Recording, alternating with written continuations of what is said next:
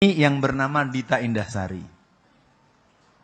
Dia pemimpin buruh, kemudian diangkat jadi staf menteri 2 periode dengan menteri yang berbeda. Oke, lanjut. Kita akan lihat foto-foto dulu. Ini yang bernama Ratna Sarumpait. Dia pemimpin panggung Satu Merah. Lanjut. Lanjut. Ini 6 orang yang sangat dikenal sebagai penggerak gerakan PKI sejak tahun 80-an. Ya, yang pojok kiri atas namanya Ripka Ciptaning. Dia mengarang buku Aku Bangga Anak PKI pada bulan Juni tahun 2002. Dia mengarang buku yang kedua Anak PKI Masuk Parlemen bulan September tahun 2005. Dia mengarang buku 50 tahun Anak PKI bulan September tahun 2008. Dia mengarang buku yang berjudul Menuju Jalan Perubahan tahun 2012 untuk menjadi buku pedoman pemenangan Gubernur Jakarta yang berasal dari Solo, yang sekarang jadi presiden. Seragam kotak-kotak itu adalah seragam pemuda Partai Komunis Cina. Mau bukti? Silakan diperiksa koran Media Indonesia terbitan hari Senin tanggal 17 bulan September, halaman 12, pojok kiri atas. Silahkan dibuka, di browsing nanti. Jadi seragam kotak-kotak itu adalah seragam pemuda Partai Komunis Cina. Dan itu menjadi lambang kemenangan dalam proses pemilihan Gubernur Jakarta 2012. Ya. Jangan tersinggung-tersinggung, ini fakta saja. Saya bicara physically, saya bicara data, di koran ada.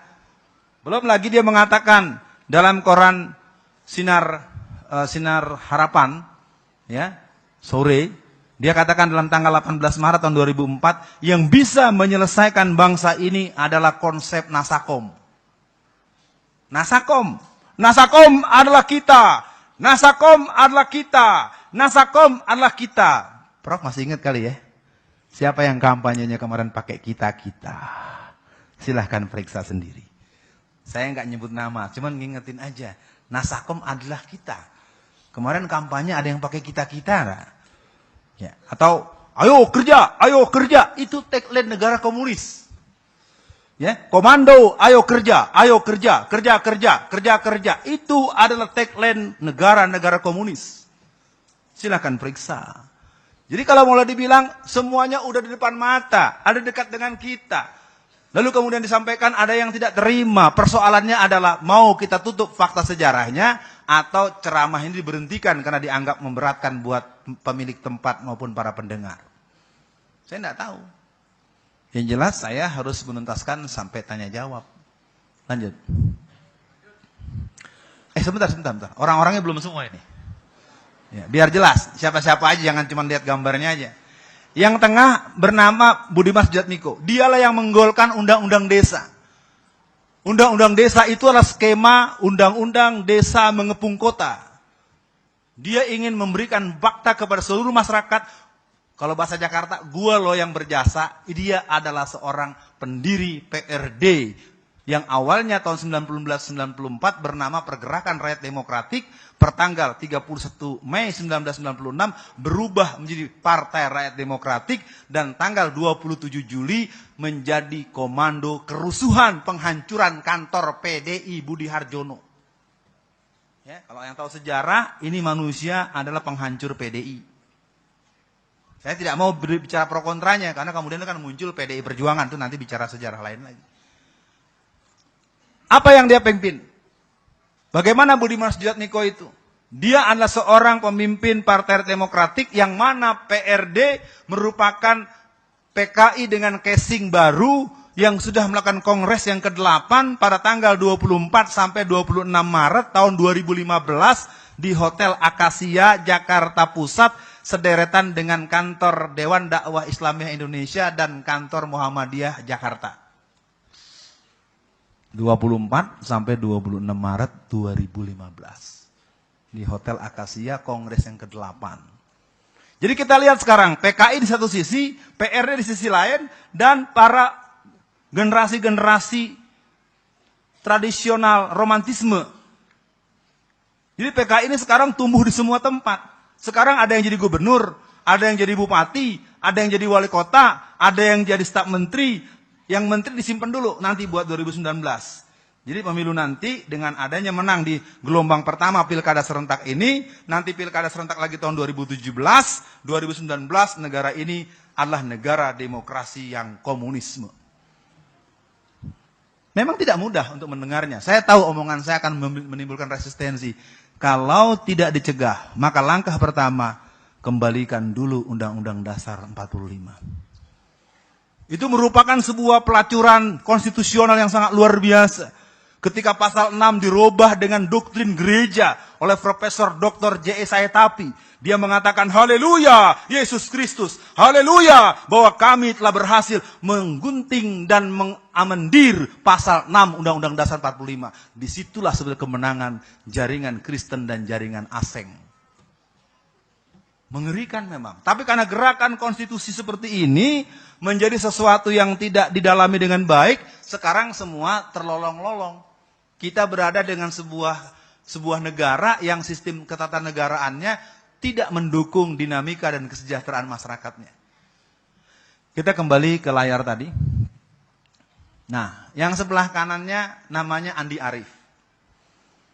Andi Arief ini adalah seorang yang pernah menjadi staf menteri, dia menjadi komisaris PT Pos dan pernah menjadi ketua BNPB.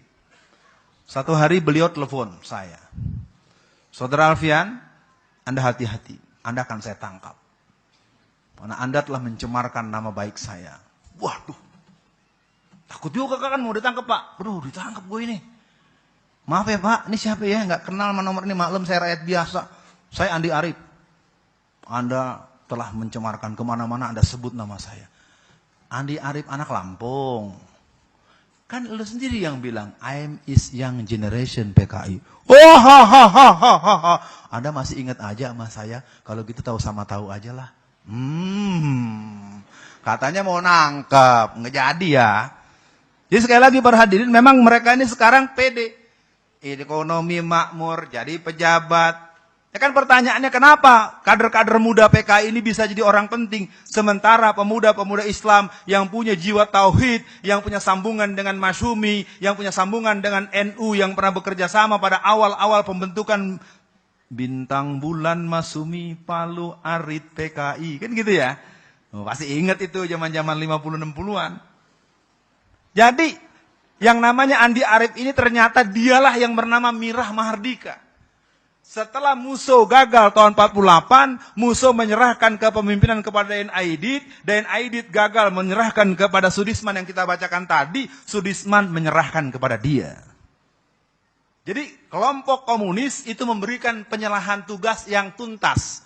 Kalau kelompok Islam, saya mohon maaf, sering gazebo. Nggak jelas, Bo. Nggak ketahuan.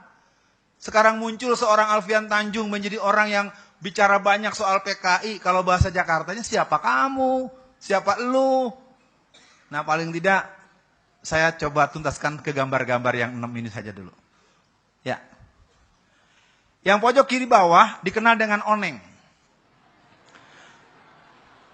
Calon Gubernur Jawa Barat bersama Teten Masduki. Jadi Gerwani dan pemuda rakyat sekarang bersiap. Mereka akan paksa tarik Ridwan Kamil menjadi Gubernur Jakarta untuk bertanding dengan Basuki Cahayapurnama supaya benteng Jawa Barat jebol. Maka saya bilang pada teman-teman di Jawa Barat, teman-teman yang coba ngobrol-ngobrol soal politik, jangan tarik Ridwan Kamil ke Jakarta. Nanti bentengnya lemah di Jawa Barat. 2002, dia adalah orang yang terang-terangan telah masuk pada jaringan komunis internasional.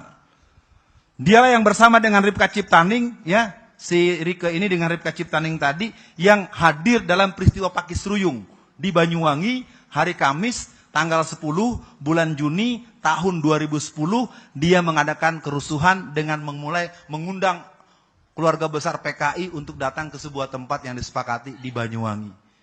Yang kesasar FPI. Saya bilang, nih jangan-jangan ada anak kecil jatuh, bubarkan FPI gitu.